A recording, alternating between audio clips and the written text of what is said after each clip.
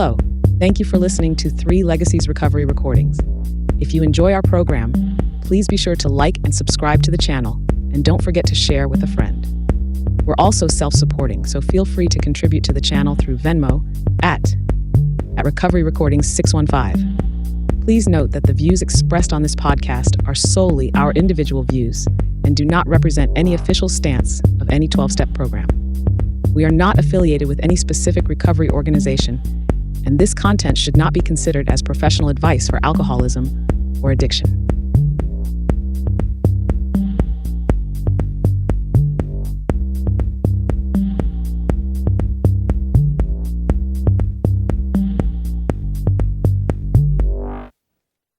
Hello, everyone. Welcome to 3 Legacies Recovery Recording Podcast. I'm Paul, and I'm an alcoholic.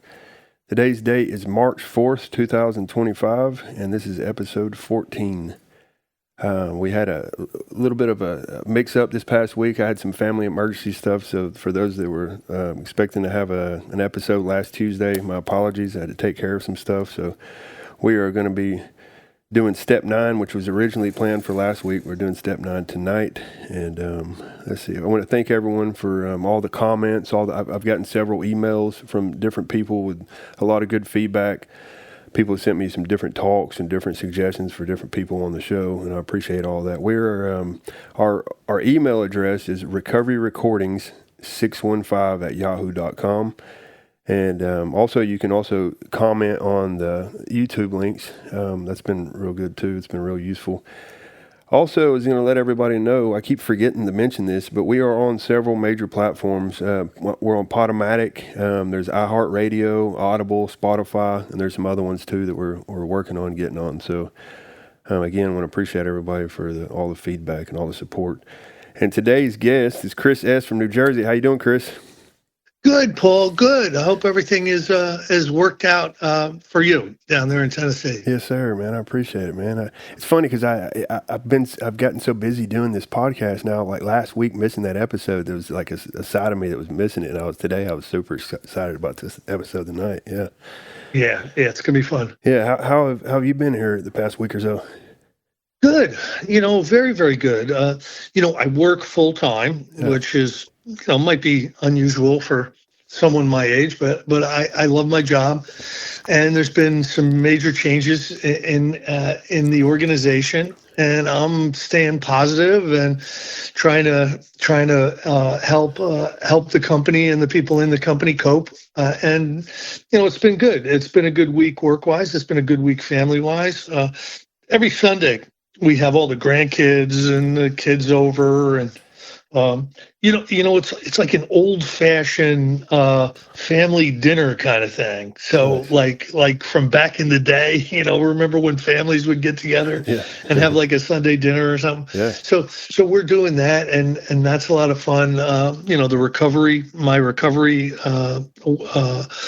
involvement has been really, really beneficial to me and hopefully others. And I'm living a big life today, and I'm internally grateful, and it all has to do with meeting step service sponsorship. That's where all this good stuff has come from. Hey, man, that's awesome. So, and y'all meet every Sunday, your family, y'all meet up every Sunday? Yeah, practically, yes. That's cool. My sponsor, he does that too. He's got a couple of kids that are grown that live in town, and he's got a couple of grandkids, and they all do their Sunday dinner every week. I think that's awesome, man. Yeah. So how about, what about any, have you been speaking or anywhere here recently? Done anything? I've got some things coming up. I've got a spiritual breakfast, a trip to York, Pennsylvania, a trip down to Delaware.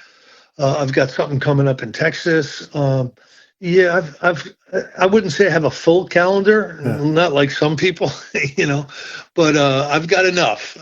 I try to travel for a commitment no more than once a month. And so these things are, my 25 is filling up pretty quick. Nice. Yeah.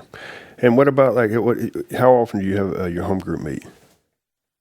Every Monday. Every Monday. But because the podcast that I was doing with Monty, walking through the language of the heart. Yes, sir. We had our last episode last Thursday, episode 100, if you can imagine. That's awesome. That's how long it took us to get through the book. Wow.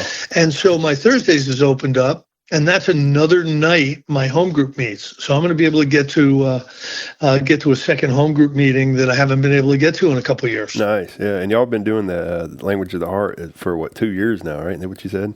A little more than 2 years, Wow. yeah. That's awesome, dude. And shout out to Monty and Take 12 Radio or Take 12 Recovery Radio over there. Monty's been such a blessing for me and such an inspiration for me and obviously so many others. He's been doing this thing. When we originally talked, he said it was before podcast was even a thing. You know, it's like wow. He tells me all the time. Yeah. It's funny. Just a quick aside. I was doing podcasts from around 2007 till about 2010. And this was before anybody was listening to them. Yeah. It was too far ahead of its time to really get any viewers. But there was a number of people that were doing things in media. There were people that were putting out magazines. There was Monty. There was a guy in California with a recovery show. And what I did was I got all of us together. I communicated with everybody, and we all met at the Cape Cod Symposium for Addictive Disorders in Cape Cod. Wow. And we made the attempt to form a media conglomerate. In other words, to try to get some efficiencies of scale, to try to get one person selling ads and one person doing this for all of us. And it was a great idea that went down in flames like the Hindenburg. But what was cool was that we all got a chance to meet and we all got a chance to commiserate with each other. Wow. Because there's been a lot of people that have tried over the years to put things together in the recovery space. And one of the things that you're going to find in the recovery space is, you're not gonna really be able to get sponsorships or ad sales or anything like that because there's just very few people who are willing to put up money for recovery things. Yeah. Bill Wilson says that we get sober and we become tighter than the bark on a tree, and he was not wrong. Yeah, you know what I mean? Yeah. That's funny, man. Yeah. Like you'll have a donate button on your website that's, it's going to get cobwebs. Yeah. Which is really unfortunate, considering that addictive illness is the number one health threat in the country, bar none. It's if you put heart disease and cancer on top of each other, you wouldn't have the amount of people afflicted and affected by addictive illness, including alcoholism. You just wouldn't. Yeah. And so you would think that there would be a lot of people, working toward putting together resources for that, but there isn't because of the stigma and other reasons. Yeah, that's interesting. That's funny.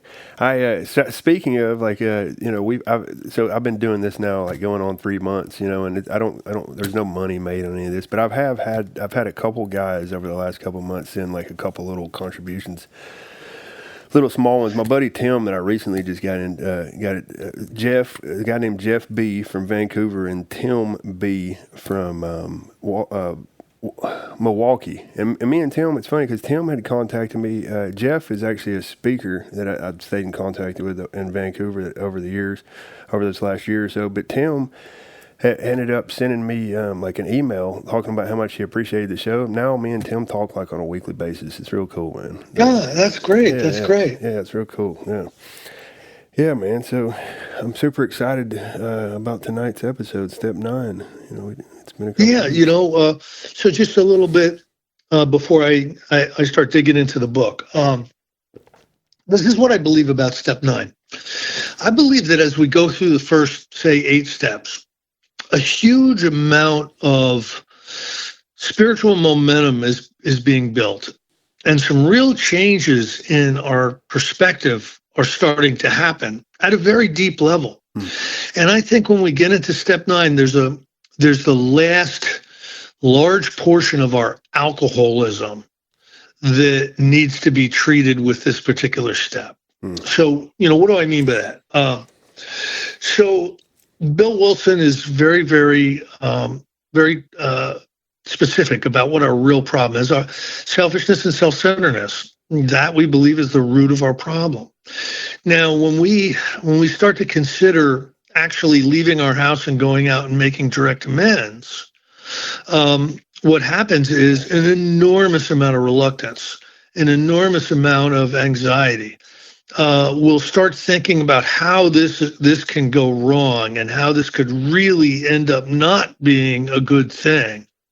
And what I would like to posit for anyone that is experiencing that, they're at the front end of their amends. I want to say that the amends are going to treat what's telling you not to make the amends. Mm. So that's what the amends treat. It treats that self-centeredness that is creating this belief system that this isn't going to work. This is going to go bad. I'm going to suffer because of this. That really is that's what's left of your untreated alcoholism. Wow. And these amends directly treat that. That's interesting. Me and Tim you had mentioned that last week that we were talking about. I forgot what word we were using, but the resistance we have to making those. When Tim had called me this past week, we were talking about that. He found that very interesting, and it's so true. It's like it's the resistance we have to doing it. It's pretty much the alcoholism, and you're saying so. In your view is that's like the last little part of some of the self-centeredness that's keeping us from doing that, huh? Yeah, it's what's still blocking us off from a full awakening. Wow. And I think an awakening is to see things as they really are. And nothing will improve that perspective than taking care of the business that we really should take care of, which is to set right the wrongs that we've inflicted on people and institutions. And I believe very strongly in this. So I don't want this to sound weird, but I don't make a lot of amends anymore because I really do try to not create any harm. Yeah.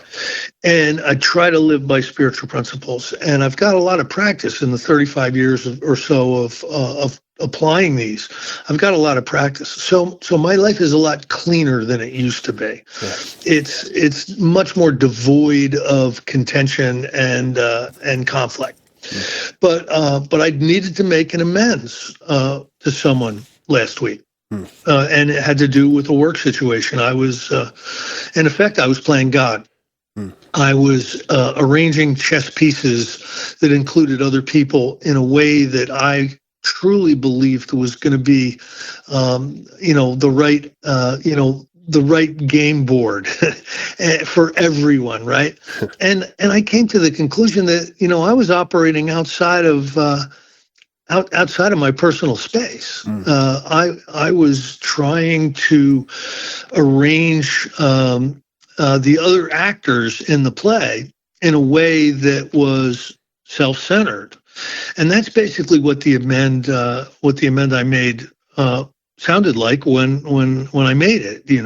I was playing God. I was getting deeper involved in ways that affected you than I should have, and that really was my amends. So I don't shy away from amends today. I don't make as many as I used to in the early days because I don't cause as much harm. But I've learned that these are things that if I don't do them, it's going to prolong the disturbance in my spiritual condition. And I have learned the hard way that the longer there's a disturbance in my spiritual condition, the longer I suffer. So I've learned, much like taking aspirin if you have a headache, I've learned to take the aspirin so that I don't have a headache for 6 hours. Yeah. I'll do the amends so I don't feel guilty or remorseful for the next 6 months. Yeah. And it's become a way of life for me. But everybody's got their first movement into the amends. And what we're talking about, Paul, is how do we guide somebody on this? This whole workshop is about how to bring somebody into amends and help guide them through it. And we're looking at it with that perspective. Now I'll say it's about 7 pages of material in the book Alcoholics Anonymous on amends. And it breaks it into categories. It basically breaks it into deep resentment, approaching the man we hate. Yeah. We owe money, so financial amends. Then it talks about criminal amends. And then it talks about indiscretion in committed relationships. And that's basically the four buckets of harm. Now, there might be harm that you've caused that won't fit in one of those buckets. But you'll understand which approach to take. Yeah. So let's get started a little bit with the book here. And it always says, remember, you have agreed that you are willing to go to any lengths to overcome alcoholism. This is our textbook that is saying this. You may not hear this in meetings. I think we talked a couple of weeks ago that you can go into a meeting and explain a situation that you think you need to make amends for, and half the people in there will try to tell you don't need to do it, or you can do a living amends. Like, I need to pay back the money to a bank that I stole from. Well, I stole from a bank too, and I just don't steal from banks anymore. That's my amends. Yeah. Well, that's not exactly what the bank would want you to do. Yeah. You know what I mean? The bank wants its money. Sure. So you're going to get a lot of bad advice in the meetings. That's why that's why good sponsorship, good direction, I think, is important, because this is not a step you want to shortchange. Nothing will so impact your spiritual muscles as a comprehensive movement through step 9. You know what I mean, Paul? Mm-hmm. Sure, absolutely. And my experience was just like what you're saying. The first 4 or 5 years, same thing. And there's still certain meetings that you can, a lot of meetings that you can go to where people try to talk about living amends, or you shouldn't do that, or, you might cause some harms, or they'll share whatever stories about, however they justify not doing their amends. Yeah. I believe in living amends. I just don't believe that that's how you make an amends. Yeah. And in other words, there's got to be an approach and there's got to be a demonstration. So let's say with my mother, I sat down with my mother and I started to talk about the harms that I was clear on, and she made me stop. And I respected that. That was my demonstration. But from that moment forward, it had to be a living amends. Sure. I had to be the best son I possibly could be. And for the next 20 years or so of her life, I was the best son that I could be for her. I took care of her. With help, I took care of her right up to her dying day. And I would consider that a living amends, but I had to make the demonstration. I had to make the appointment. I had to sit down with a list of harms and start to go through them. That is part of the amends. I think a lot of times people think that they can make living amends without making the appointment and the demonstration. And that's not what the book says we're supposed to do. Yeah. You know what I mean? Yeah. So it says here, probably there's still some misgivings as we look over the list of our business acquaintances and friends that we have hurt. We may feel diffident about going to some of them on a spiritual basis. So he knows us. He knows that we're going to have a list of people and we're going to be, oh no. How am I going to be able to do this? How am I going to be able to do this? Let us be assured, to some people we need not and probably should not emphasize the spiritual feature on our first approach. We might prejudice them. I'm going to break in with examples as we go through. And for the listeners, I want to tell everybody this. We're reading from page 76 for those who are listening. Yeah. Okay, go ahead. Yes. So there's one of my sponsees.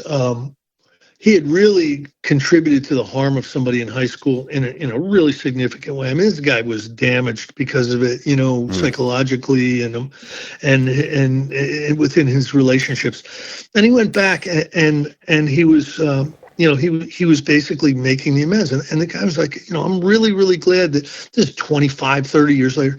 I'm really glad that you're meeting with me. Yes, I remember all that. Yes, it was incredibly hurtful, and I appreciate this. And then he started to talk about Alcoholics Anonymous and Step 9.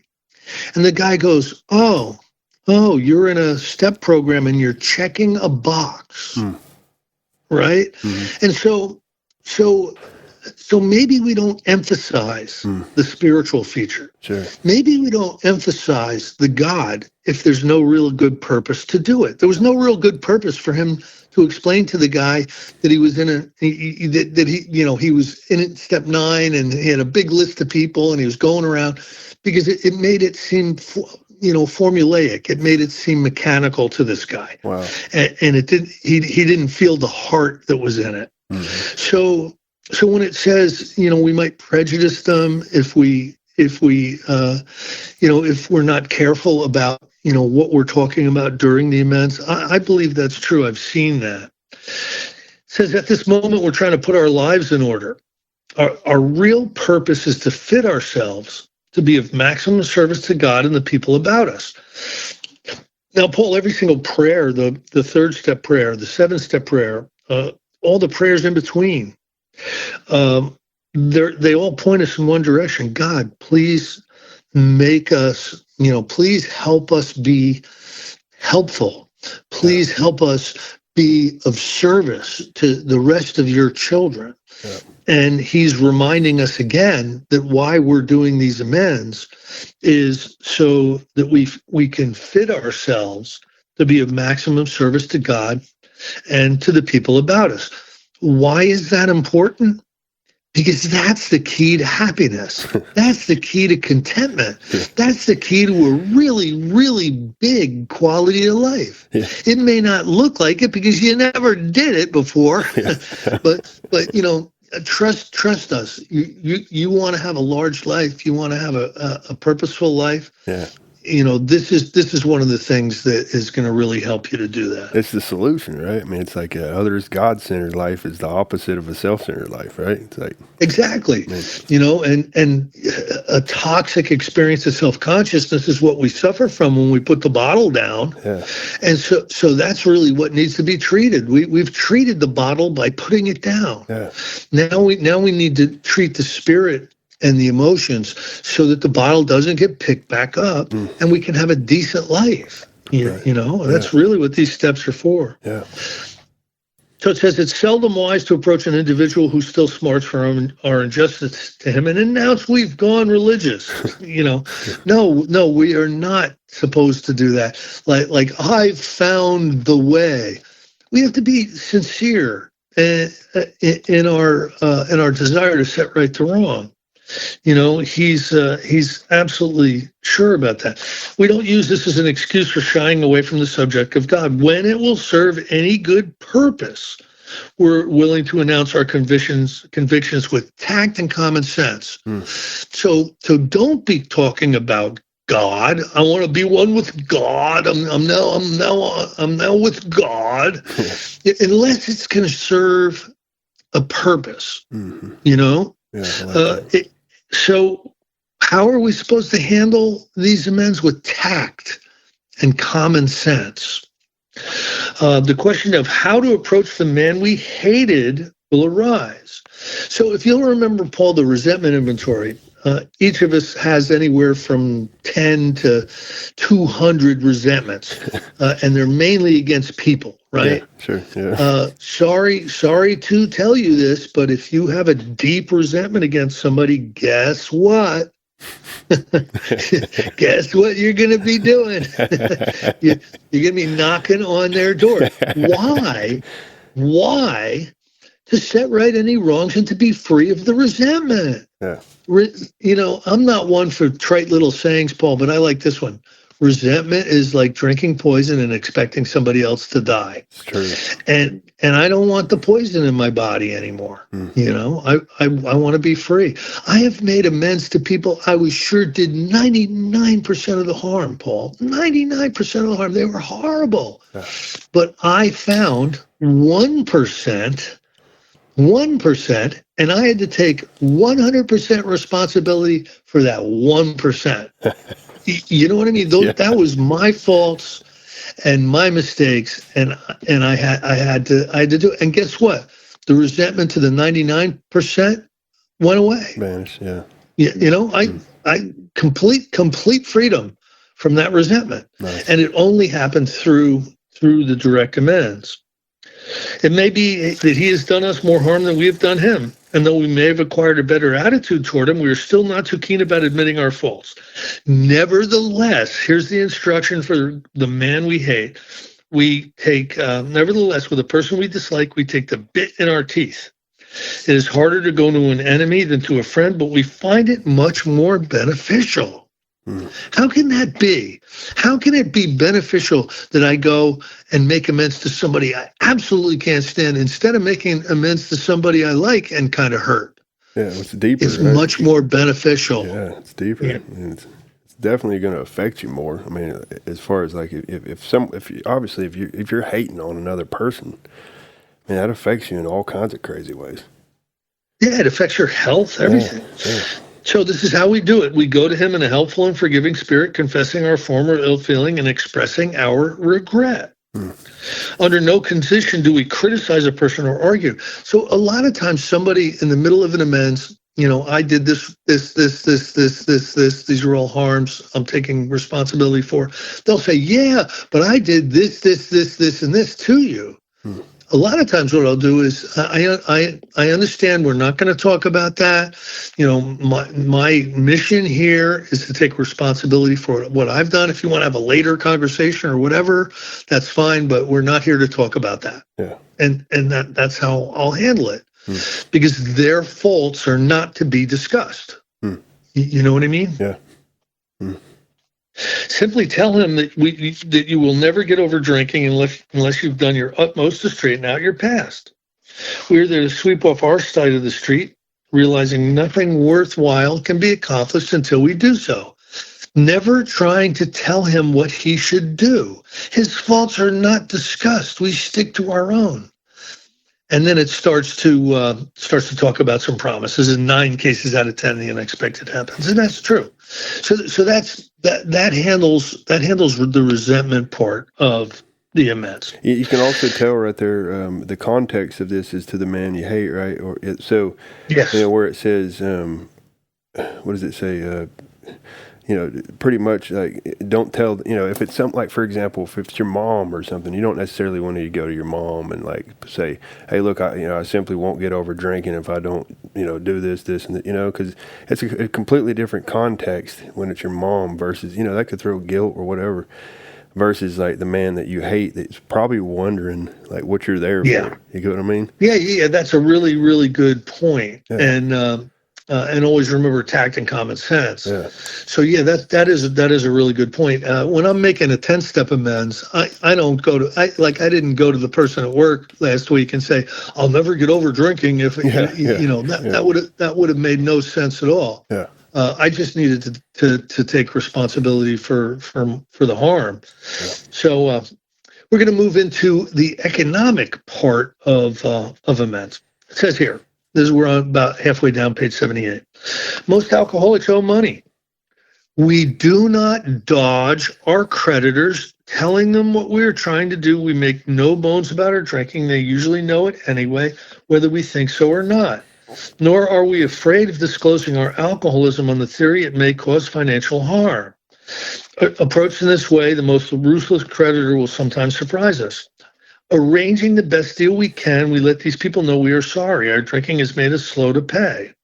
We must lose our fear of our creditors no matter how far we have to go, for we're liable to drink if we're afraid to face them. That's a powerful, powerful paragraph. So how I will instruct someone is, they may owe money 50 ways from Sunday. My instruction is to make contact with the people you owe money and make the best deal you can. That may be $10 a month, and they owe $1,000. Maybe that's the best deal they can make. Yeah. I want them to make it. I want them to make that deal.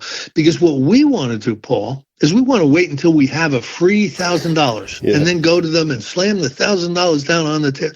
No, we're liable to drink if we're afraid to face them. So we face them. I had to make amends to credit card companies. I had to do a whole bunch of stuff, Paul. And I'm going to tell you one story. All right, so this guy, I loved him to death. He died of cancer. Man, it's almost 10 years now, but he was a character. We all meet characters, right? They could have done a TV show on this guy. He was just such a character. And he caused a lot of trouble. He had about 96 people on his amends. And one of them was a loan shark. I'm talking break your kneecaps to get the money kind of loan shark. The guy loaned him 10 grand to start a business, and then he disappeared on the guy. He relapsed on heroin, and he ended up disappearing on the guy. Now, he is dodging and weaving and looking everywhere and checking cars and worrying about stores he's going into because he needs to not see this guy, right? Yeah. Now, we sat down, and the conclusion we came to is, would you rather he find you, or do you think it would go better for you if you find him? And he goes, I think it's going to go better if I find him.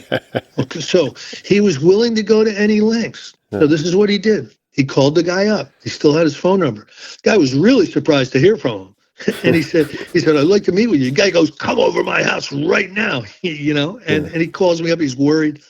And I'm like, listen, drive there with somebody, have him wait in the car. So this is what he did. He drove over there. He knocked on the door. The guy, couldn't believe he was there. Brings him in, sits him down. He's staring him down, and T goes into the spiel. I borrowed $10,000 from you at a 5% a month vig. I disappeared and I never paid you. I am here to do whatever I can to make that right. And the guy's whole countenance changed. His whole expression and his whole demeanor changed. And he was like, wow, I guarantee this is the first guy that ever did that with this guy. And he said, this is the harm I'm clear on. I know, what would you have me do to make this right? I'll do everything in my power to make this right. And the guy goes, well, you're a painter, right? And he goes, he knew he was. He knew he was. Yeah. And he goes, yeah. He goes, I want you to paint my whole house inside and out. You do that, and we're clear. You do that, and we're good. So he spent the next 3 weeks painting the guy's house. Wow. And he worried about this guy finding him and killing him for like 10 years. Wow. Now, I'm not saying every single situation is going to be danger free. I'm not saying every situation is going to end up being as good as that one. But he made that amends, and he was never afraid to make an amends after that. I bet. You know what I mean? Yeah.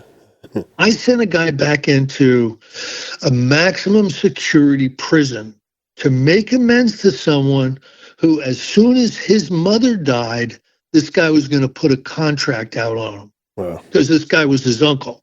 And he'd really screwed the uncle over. This was like a connected piece of business, right? So I sent him back into a maximum security prison. He made amends to his uncle. And when his mother died, guess what? No contract. Wow. He lived a happy life. Now that was making amends to a really connected senior guy, making amends to a bone-breaking loan shark. So if there's anybody out there who's afraid to go pay back the 7-Eleven that they stole from, I have no sympathy for you. That's all I'm going to say. That's funny, dude. Yeah. You know what I mean? Yeah. That's funny. Yeah. So we're moving now into criminal offense. I know you never committed any crimes, Paul. I know you pretty well. And, you've always towed the line as far as laws are concerned. but I have a little bit of experience, not completely following the letter of the law, Yeah. if you can possibly imagine that. Yeah. And here's what it tells us. It says, perhaps we've committed a criminal offense, which might land us in jail if it were known to the authorities. We may be short in our accounts and unable to make good. Or he's talking about embezzling or something like that. He talks about maybe we got divorced and didn't pay the alimony or the child support.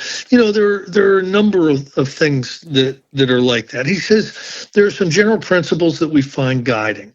Reminding ourselves again that we've decided to go to any lengths to find a spiritual experience, we'd be asked to be given strength and direction to do the right thing, no matter the personal consequences may be. No matter what our personal consequences may be. We may lose our position or reputation or face jail, but we are willing. We have to be. We must not shirk at anything. So that's the willingness that he's asking us to have. I want to tell a story. Now, I'm going to recommend that this guy do a podcast with you when he gets out of prison. Okay. Okay. So I want to just briefly tell a little bit of his story. Okay. He was in the treatment business, and the feds are so on the treatment and the toxicology industry. They pick on that industry a lot more than they would on hospice or cancer, right? They just do because of the stigma. But you can get caught up in something. A treatment center will start paying you extra money to put extra people in. Yeah. It's called heads in beds. Yeah. And it can be considered insurance fraud. It can be considered inducement and insurance fraud. And he got caught up with an organization out in California that was doing that. You put 10 people in treatment this month, and you make $400,000. You put 8 people in, you make $300,000 a year. You put 6 people in, we're only going to pay you $200,000. One of those deals. Yeah. And he got caught, and he 100% went right to the prosecutor and laid it all out. I am guilty. This is exactly what I did and exactly how I did it. And I've been planning on trying to figure out how to make this right. And you just helped me by breaking in the door of my home. And I'm yours. I'm going to cooperate. I am not going to be a problem. And so for about 3 years, he was on pretrial, and he finally did go to trial. All I can tell you is he was 100% honest, 100% taking responsibility for it. And the judge gave him 1 year and 1 day. Wow. Now, most of the people would get 3 years. A judge the prosecutor was sticking up for him. There were 40 of us there in Superior Court in Trenton, New Jersey. Yeah. I was asked to be a character witness to the judge. Wow. And the prosecutor was sticking up for this guy. And the judge did the absolute best thing he could do, which is 1 year and a day. Because if he would have given him 6 months, he would have had to do it in county. And county is a hellhole. And he put him on one of the white collar crime, minimum security prisons for 1 year and 1 day. Wow. And he'll be getting out in a couple months. I met a guy I met a guy last year in Maryland at a men's retreat that he was sharing his story there, and he had told us the same thing. He was about to go to jail for that same thing. Same guy. Yeah, okay. Yeah. It's the same guy. I know exactly who you're talking about. Yeah. So we're not going to mention any names, but it's the same. It's the same guy. And he had been sober for quite a while when all this took place, right? And he talked. Yeah, about I sponsor his sponsor. Okay. So I was involved in all of this. Yeah, cool. That's interesting. Yeah. So let's say there's a criminal offense. Usually other people are involved. Therefore, we are not to be the hasty and foolish martyr that would needlessly sacrifice others to save himself from the alcoholic pit. I'll give you an example of this, Paul. Like somewhere in my third amends list, it came into my consciousness that when I was in Florida going to college, we had trashed a house. We had rented a house and we got thrown out of it for loud parties. And so we completely trashed this house. We had a house trashing party. We destroyed it. Wow. I mean, the chimney on the roof was kicked over. I mean, Wow. it was really, really bad. So I knew I needed to track down the people who owned this home and make direct amends. But there was another person involved. One of them was dead from a drug overdose. The other guy was still alive, and I called him up and I said, I am about to make this amends, and I want you to know about it. And he goes, go ahead, just don't mention my name. Don't tell him where I live. So okay, fair enough. And I went out about the business of attempting to track down the people that own this house. I never was able to do it, but I contacted 50 families with the same last name. I searched property records. What it was an elderly couple, and by the time I went to make amends, I'm sure that they were passed. All I had was really their last name, so it was very difficult. But anyway, I did the absolute best I could, and I knew it would involve somebody else, so I got their permission first. Yeah. And let me ask you this, because you just brought up another point that I was thinking a second ago. Now, obviously, I don't think there's necessarily a cookie cutter way of this, or answer for this. But like, what about like as far as like the guy that was going to his to the loan shark? Like, what if that man was like supporting his family and had a family at home, and he was supporting the whole family? Would you still put him in a situation like that? Although if it turned south, the whole family would suffer from it. I'm just curious on the situation. That really is a good point. We don't want to be the hasty and foolish martyr that would sacrifice others just to straighten out our side of the street. I think that's a consideration. I think listen, this guy was married, and he was, they had just bought a home, and it was not going to be good for him to go away. But everyone was in agreement that they want this over with. Yeah. They want the time done, and they want the clean slate. Yeah. And so obviously, in this case, the guy's wife was all on board. Yeah. It says before taking drastic action which might implicate other people, we secure their consent. Yeah. If we've obtained permission and have consulted with others, ask God to help, and the drastic step is indicated, we must not shrink. So that first paragraph on page 80 needs to be considered. Yeah. Let's say if somebody's going to admit to a crime and then go to jail, and then the family gets kicked out of the house and they all become homeless. Yeah. That's a paragraph that should be considered. Yeah. Still, the willingness is so important, though, right? It's just being in a space and being willing. Yeah. All right, so we're going to move on to domestic trouble. Some of us have stepped out on the missus. Probably 65% of alcoholics. Yeah. They're a little bit worse than non-alcoholics in that realm. Yeah. And so this is an interesting one. This is we got to be careful with this one. It says the chances are that we have domestic troubles. Perhaps we are mixed up with women or men in a fashion we wouldn't care to have advertised. We doubt if in this respect alcoholics are fundamentally much worse than other people, but drinking does complicate sex relations in the home. So it says whatever the situation is, we usually have to do something about it. Now this is important. It says here, if we are sure our wife does not know about it, should we tell her? Not always, we think. Now, why would that be, Paul? Imagine a guy going up to his wife and saying, honey, you know those 3 different babysitters that we've had over the last 4 years? Yeah. That's horrible. You know what I mean? Yeah. And she doesn't know anything about it? I mean, what you're doing is you're handing her a bunch of emotional harm. Yeah, I've seen guys do that. I've seen a lot of guys. I have too. Yeah.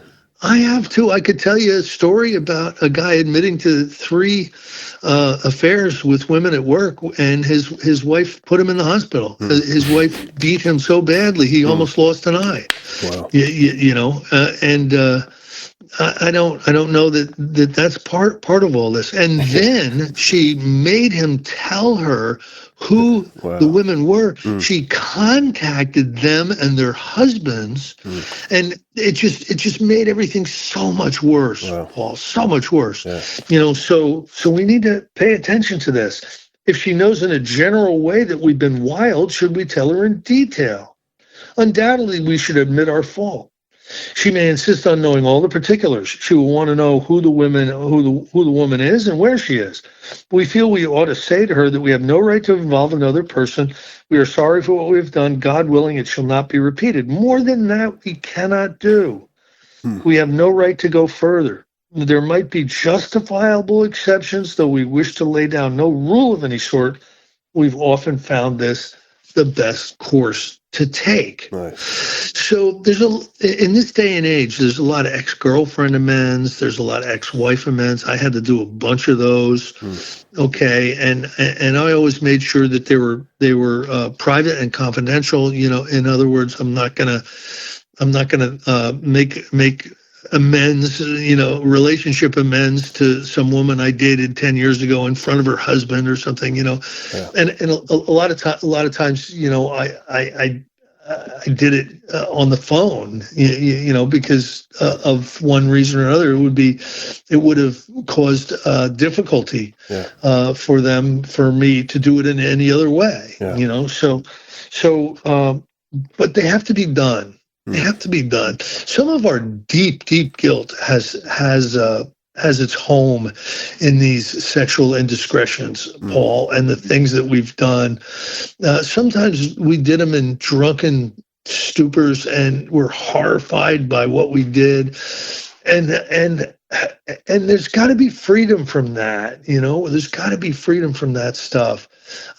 And there's got to be restitution. There's got to be, a demonstration of, is there anything I can do? What would you have me do to make right this wrong? And Yeah. a lot of us have a lot of these things. Yeah. A lot. Yeah. I had Yeah. interesting.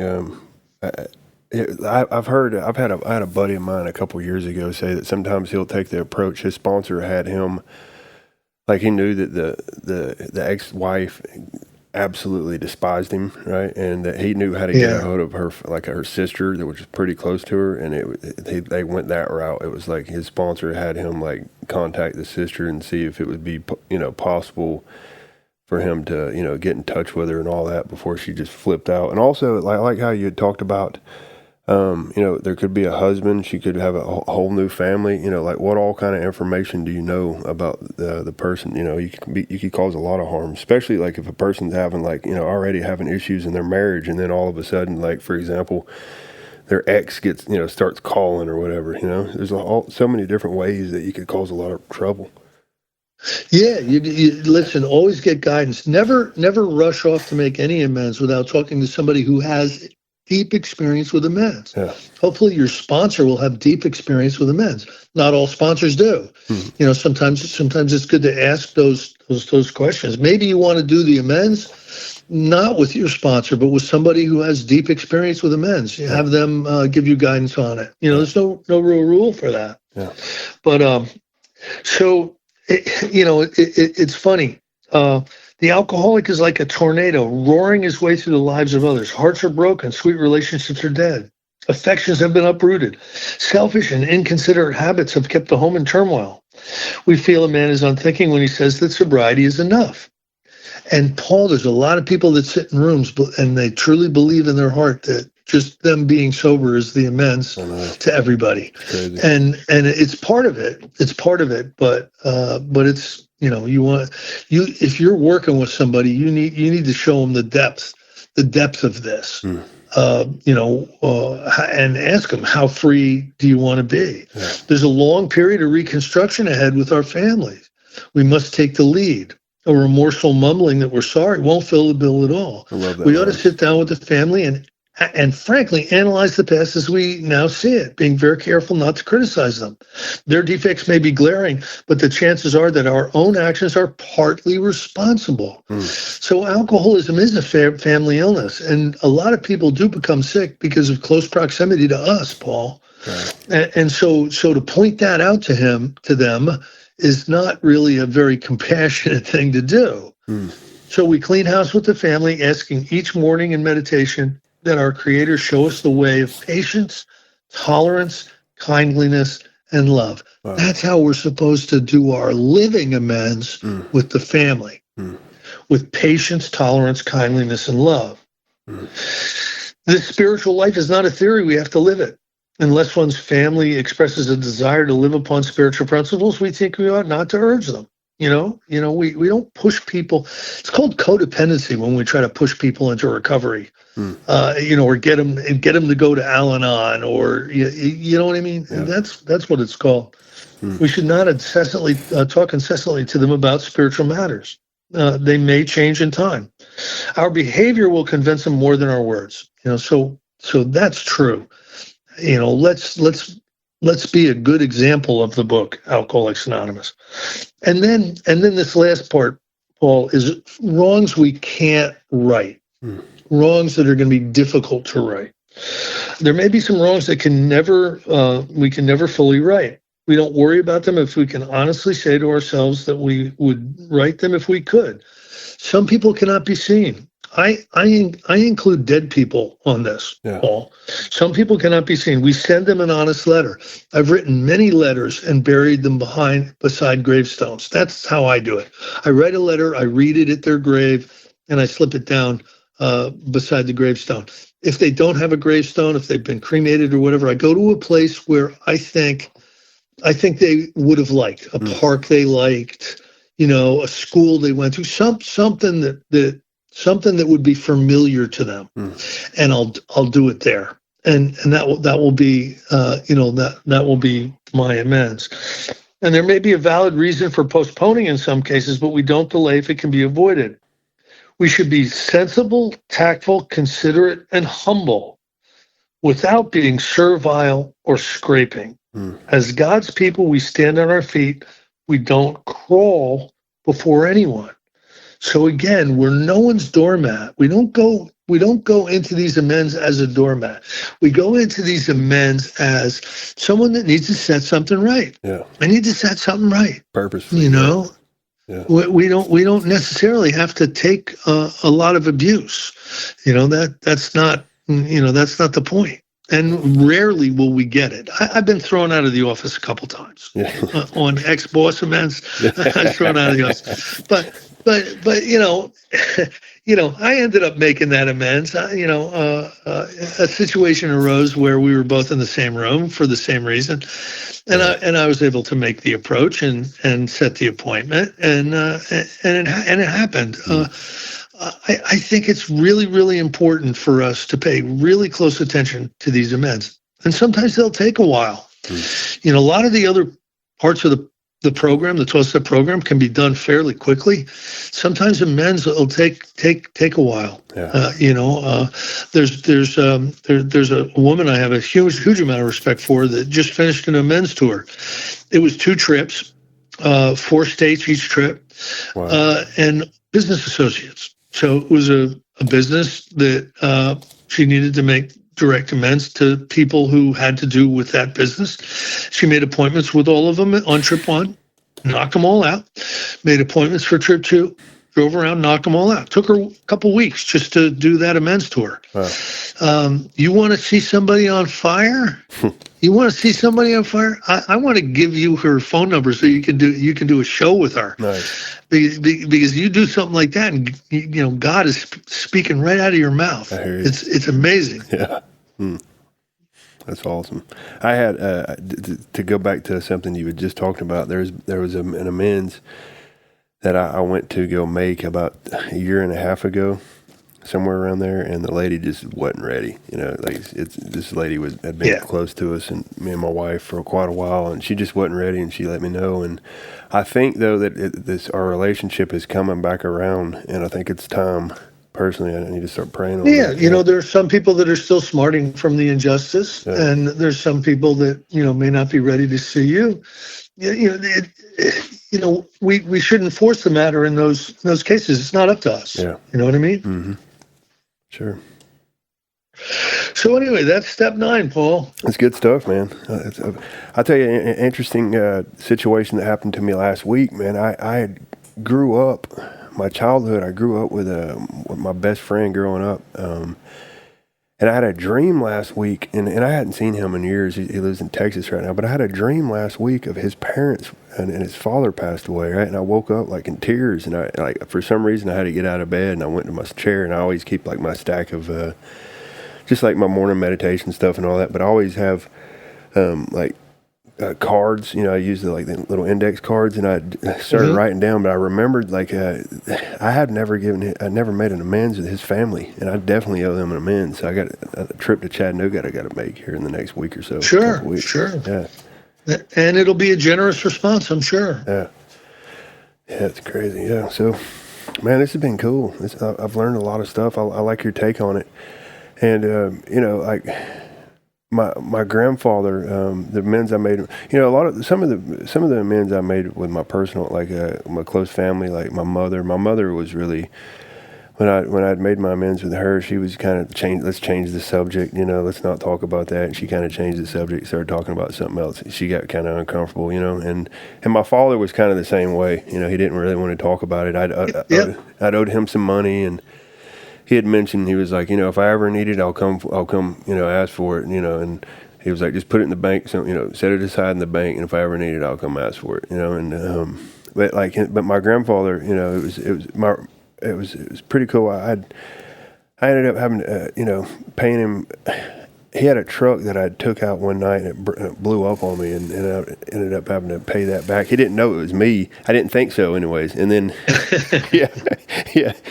I managed to get it back to where it was at, and then, it was years later, I ended up getting sober years later, and it was a couple years into my recovery, actually, where, because again, it was the same thing what you were talking, all the direction I'd had when I first got sober was, oh no, it's a living amends, you shouldn't tell him about this and this and this, and then finally, a few years into it, it was time to make the amends, obviously, and it kept eating at me. Every time I was around him, man, it was just like it would eat at me, and eat at me and eat at me. So I ended up making that amends, and he knew about it the entire time, It was the same thing. I ended up, paying X amount of dollars a week or whatever. I was in the same boat. I wanted to come to him with a big lump of cash and just pay it all at once. My grand sponsor says, what does he say? What does he say? Under promise, overpay. That's his rule of thumb. Yeah, that's good. Good rule. Yeah. Yeah, man, this has been awesome. Yeah, and also, I'd like to get those numbers for these different people on the podcast. I love getting this stuff out there. We have a. Speaking of to go back, I meant to ask you earlier. When do you know any of the dates yet for Our Great Responsibility you're doing on Take 12 Radio? You know any of that? No. Okay. No, a couple months. I can't wait for that, man. I'm super excited. I've been wanting to go through that book. I haven't went through that. It's one of the ones I haven't went through. So, all right, Chris. For all the listeners, me and Chris will be meeting back up to do Step 10 next Tuesday, March 11th, and also tomorrow night we got KDP who's going to be doing Step 4. I'm interested. I can't wait for that. I think we're going to break it up. I think we're going to do like half of it tomorrow and then half the next week. So, all right, Chris, is there anything else you want to share with us for the night? No. I've had fun, Paul. Thank you for what you're doing. Appreciate you, man. Thank you so much.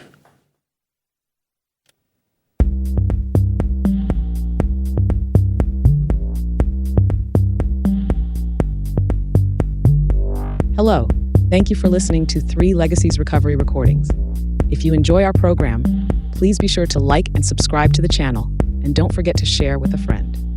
We're also self-supporting, so feel free to contribute to the channel through Venmo at Recovery Recordings 615. Please note that the views expressed on this podcast are solely our individual views and do not represent any official stance of any 12-step program.